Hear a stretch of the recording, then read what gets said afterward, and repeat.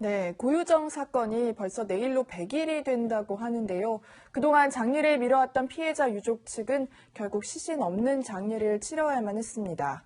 네, 피해자가 평소에 쓰던 모자에서 발견한 머리카락 8가닥, 그리고 양복 한 벌을 갖고 장례를 치렀다고 전해지고 있습니다. 가족들의 마음이 어떨지 저희로서는 정말 상상할 수 없을 것 같은데요. 장례가 끝나고 유족들이 입장문을 내놨습니다. 최영일 평론가님, 어떤 내용이었습니까? 그러니까 고인이 사망한 지 벌써 100일이 다 돼가는 상황인데 시신조차 찾지 못한 안타까운 상황이어서 그동안 장례를 치르지 못해서 이 유족들은 정말 죄스러운 마음이었다, 고인에게. 그래서 이제 결국 어떻게 장례를 치른 거냐면 아까 말씀하신 대로 고인이 평소 쓰던 모자에서 머리카락 8수를 발견을 했고요. 고인이 입던 양복 한 벌을 함께 넣어서 지금 시신이 없는 상태에서 이 장례를 치르게 됐습니다. 제주도의 병원에서 장례가 치러졌는데 자, 문제는 비공개로 치러졌고요. 머리카락 한 올이 이 가족들에게는 천금처럼 소중한 상황이다. 뼈 조각이라도 하나 발견되기를 바란다. 이런 이야기를 했습니다. 네. 이 시신 수색 작업은 계속되고 있지만 이제 피해자의 머리카락 이제 한 올도 저희가 찾지 못했다라는 거 굉장히 안타깝게 여기고 있는데요. 이 사건이 발생했을 때 초동 수사가 좀 어떻게 제대로 이루어졌으면 이런 상황이 있었을까라는 생각도 듭니다. 이 경찰도 초동 수사의 미흡함을 인정했었는데요. 관련 내용 한번 들어보시겠습니다.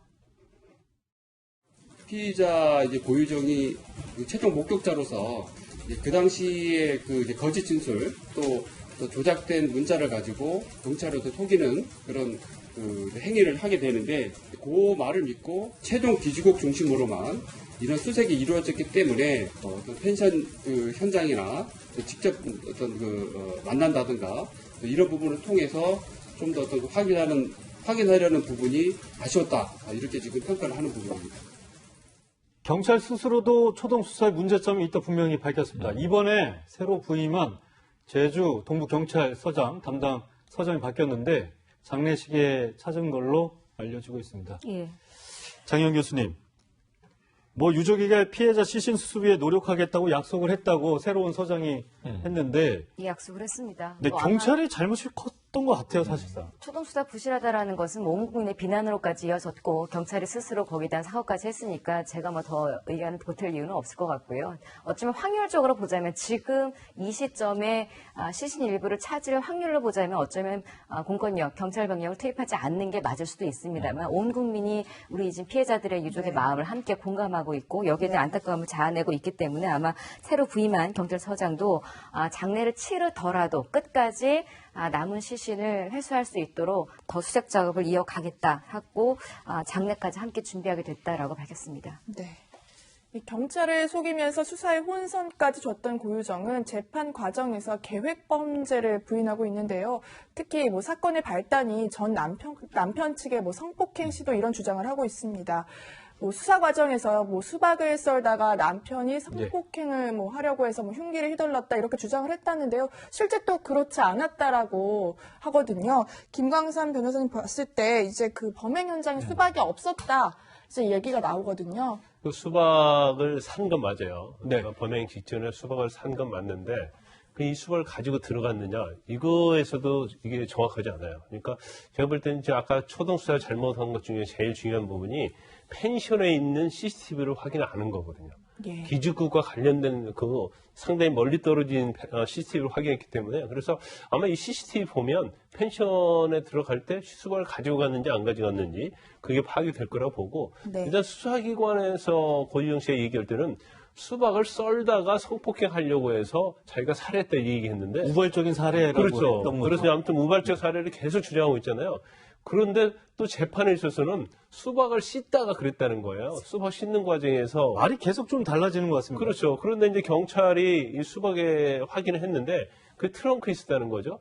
그런데 수박을 산 지 한 일주일 정도 지난 시점에서 수박을 발견했거든요. 그래서 수박을 그 당시에 이제 수사기관 썰다가 그랬다고 했으니까 그러면 썬 자국이 있어야 하는데 수박을 썬 자국이 전혀 없고 단지 충격에 의해서 일부 파손된 흔적만 있다는 거예요. 그러면 이거 자체가 정말 진실이냐 이런 생각이 들고 계속적으로 우발적 범행을 주장하는데 그게 아니라는 증거가 엄청나게 많긴 하지만 제가 볼 때 우발적 범행이면 거기서 살해를 하고 나면 자수하는 게 맞지 않아요? 예. 우발적이었군요. 그렇죠. 근데 살해를 한 다음에 이 굉장히 시신을 정말 훼손을 했고. 훼손하고 또 유기 유기를 과정도 보면 전혀 찾을 수 없을 정도로 이렇게 완벽함을 이렇게 치밀하게 하거든요. 했다라는 근데 고유정이 유기한 장소를 정확하게 경찰에 밝히지 않고 본인은 유기 과정도 정확하게 예. 밝히지 않는데 지금 추정을 해보면 시신 훼손을 이렇게 그게 아니고 제가 볼 때는 굉장히 자잘하게 해서 의도적으로 찾지 못하게 했다고 봐요. 그것은 이미 살해를 예정하고 있었고 시신도 어떤 식으로 할 것이라는 것 갖다가 본인이 이미 계획을 세웠다고 보는 것이 굉장히 제가 볼 때는 분명함에도 불구하고 계속적으로 이제 다른 주장을 하고 있는 거죠. 네, 피해자 쪽 유적 측 변호인은 고유정 측 진술의 모순점을 계속해서 지적을 하고 있습니다. 한번 담당 변호사의 얘기를 계속해서 들어보시죠. 기존에 드러난 증거하고 명백히 모순되는 점이 있고요. 우발적으로 성폭행을 피하려다가 피해자를 칼로 찔렀다. 이런 주장과 배치되는 행동, 그런 행동을 쭉 보여줬습니다. 네, 고유정이 현재 이 전 남편 살해 혐의로 재판까지 받고 있습니다. 그런데 지난 7월이죠. 7월 말에 현 남편으로부터 상습적인 폭행을 당했다. 경찰에 고소장을 제출했습니다. 어떤 내용입니까?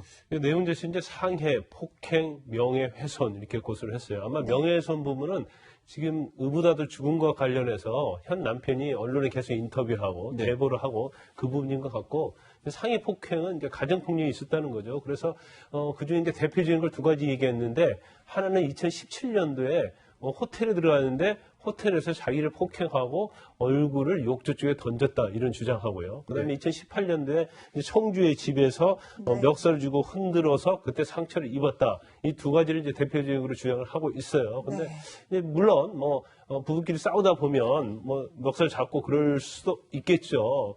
그런데 이런 것들이 보면 이제 전 남편의 어떤 사례와 관련해서도 변태적이고 과도한 성욕 이런 얘기를 하잖아요. 예. 그럼 전체 취지를 보면 본인의 어떤 가정폭력 피해자라는 그런 부분을 좀 과도하게 드러내서 결국 형의 감경과 관련된 부분을 이끌어내려고 한 것이 아닌가 싶어요. 그런 의도가 있다. 그렇죠. 그런데 이제 전 남편과 관련돼서 만약에 전 남편이 이상한 어떤 성적인 요구를 했다고 하면 계속 싸워오고 또 법정에서 사실은 이혼 소송했잖아요. 예. 네. 그럼 이혼 소송할 때는 그게 굉장히 이혼 사유 중에서 아주 중요한 부분 중에 하나거든요. 근데 그런 부분은 사실은 재판과 관련된 서면에는 전혀 없단 말이에요. 그러면 이거 자체는 의도적으로 형을 감경받기 위해서 지어낼 가능성도 있지 않나 싶습니다. 네, 네. 그렇습니다. 그래서 현 남편 측이 굉장히 황당해한다고 황당해하면서 이건 조작이다. 고유정 측이 오히려 상습폭행을 했다 이런 주장이에요. 아까 김 변호사님 말씀 주신 중에 2017년 호텔에서의 욕조 폭행 사건은 그 당시의 기억을 현 남편이 하고 있습니다. 뭐냐면 고유정이 자해를 했다는 거예요. 그래서 이제 본인이 그것을 뜯어 말리는 과정에서 당연히 몸싸움이 있었겠죠. 그런데 지금 와서 고유정은 자신이 폭행한 것으로 지금 주장을 하고 있다는 것이고 상습 폭행을 고유정이 집에서 식기를 던진다든가 혹은 가위라든가 날카로운 물건을 들고 심지어는 흉기를 들고 자신에게 돌진한 적도 있다. 이렇게 이야기를 해서 현 남편의 주장은 거꾸로다. 고유정이야말로 상습 폭행을 일삼았다라고 주장하고 있습니다. 지금 사실상 현 남편의 아들이죠. 네. 이 사망 사건에 대해서 경찰이 수사 중인 건데 아직까지는 구체적인 결론을 내지는 못하는 것 같습니다. 시간이 흘러가고 있는데 아직 안 나오고 있습니다. 이쪽에서 현 남편은 상당히 적극적인 주장을 하고 사진도 그 사이에 이제 공개가 됐는데 이 사진 공개에 대해서도 소방 쪽과 경찰 쪽에 또 좀 이제 의견 차이가 있었죠. 네. 그런데 이 재수사가 아니라 수사다. 왜냐하면 이 수사 자체를 경찰이 멈췄다가 다시 하는 게 아니라 쭉 미심쩍어하던 과정이다. 해서 시간 흘러가고 있는데 뾰족한 결론은 아직 나오지 않고 있습니다. 네. 고유정 재판이 다음 주 다가오는 월요일에 또 2차 공판이 열릴 예정인데 장영 교수님, 지난 1차 공판에서 고유정이 시민들한테 머리채를 잡히기도 했었죠. 그렇죠. 머리치만 잡힌 게 아니라 뭐 욕설도 많이 왔었고 뭐 사형 시켜라 뭐 이런 이야기까지도 막 들리게 했었습니다. 어쩌면 그게 국민들의 마음을 대변하는 거긴 합니다만 또 이제 경찰 입장에서는 또 검찰 입장에서는 어쩌면은 범인도 인권이 있는 부분이니까요. 그리고 아직 뭐 재판이 결론이 난 게 아니기 때문에 범죄가 정확히 뭐다라고 나오지 않은 상황에서 또다시 이런 일이 벌어지는 것을 막기 위해서 누가 봐도 또 벌어질 것 같잖아요. 그러다 보니까 이번에는 좀 호송 대비를 좀 강화해서 고유정이 그런 머리채를 잡히는 이런 일은 없도록 하겠다고 밝혔습니다.